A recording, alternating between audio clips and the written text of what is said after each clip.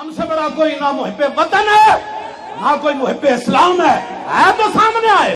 خالی آج کے رسول کے دعوے کرنا ہو رہے ہیں اور فیض آباد کی ٹھنڈی ہواؤں میں 21 دن بیٹھ کر لبیک کا نعرہ لگانا ہو رہا ہے. 8 شہیدوں کو کاندھوں پر اٹھا کر آنا ہو رہا ہے. 12,000 شل کھا کر بھی تاجدار ختم نبوت کا نعرہ لگانا ہو رہا ہے.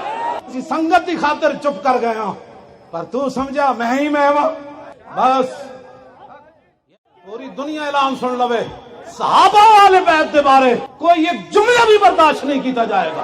مارتا انج بھی جانے اگر کوئی امن چاہتا ہے تو امن کے ایک ہی طریقہ ہے کہ محمد سے وفاتوں نے تو ہم دے رہے ہیں. ساڑھے تو بڑا کوئی محب وطن کوئی نہیں.